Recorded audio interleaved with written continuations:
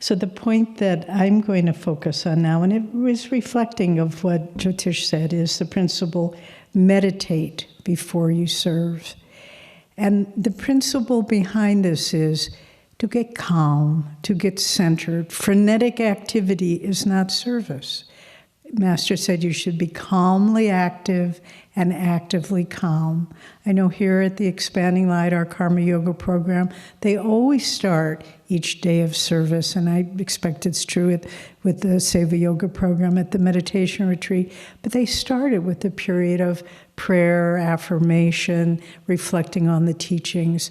But calm activity, you'll get so much more done than when you're running around frantically trying to, I've got to do this and I've got to do that, and then all the little pieces fall between the cracks.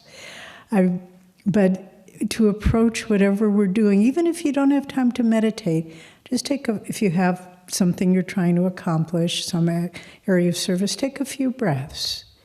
Just get centered, and then begin acting. And then you will, everything we've been talking about, then the right attitude is there, then the energy is there, then the feeling that God is the doer is there. And Master said, to the extent that, he said this in the chapter in Cosmic Consciousness, to the extent that I was, after that experience, whenever I would recall that deep interiorized state to mind, I would always be guided to the right activity in all things, even in the littlest detail. So to start from that place of calmness. Again, there was a wonderful story I'll share from my days at the meditation retreat. I worked in the kitchen in those days. I was one of the cooks. But on Thursdays at that time, everybody would be in silence and fast, everybody who lived there. So the kitchen was shut down, and certain people would drive into town and get supplies, groceries, because the kitchen was pretty empty. So it was a Thursday, and I was in silence and fasting, but I walked by, I came up to get something from the office, and Swami had just arrived with two people. They happened to be Jyotish and Seva. And he said, we're going to have a meeting with the landowners in the area. They call it the Bald Mountain Association. And I've invited them all to lunch. And I said, but Swami, there is no lunch today. He looked at me and said, could you make lunch for about 20 people? I said, of course, Swamiji. But I knew there wasn't anything in the kitchen because it was they were getting supplies, so I went in.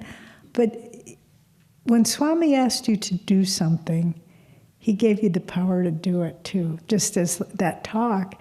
And so I went it was really the most remarkable cooking experience I've ever had. There was exactly the amount I needed of everything and no more. So by the time I was done, there was nothing in the kitchen. But this beautiful meal turned out, and I just was very calm. And he said, this was lovely, thank you very much. But it just, because I approached it not frenetically, but just calmly, what can we do here? And it all, even the little details, maybe I'll add that to it because this is sort of not too much. And everything just turned out beautifully. And so to begin any project you take, this beautiful, magnificent temple of light in which we are enjoying. And again, we're talking about spreading the light. And this temple is an example of, a living example of that. And the people who designed it and built it are sitting here in the room with us. And they just said, and so beautifully, they said it never felt like we were doing this. We would meditate, and the ideas for the design and the construction, the ability to manifest it all, coming in a very telescoped way because we had the 50th anniversary celebration. They said it all just fell into place. But that's part of the beauty of this temple, is the consciousness with which it was built. Calmness, attunement, self-offering, and the feeling that God is the doer.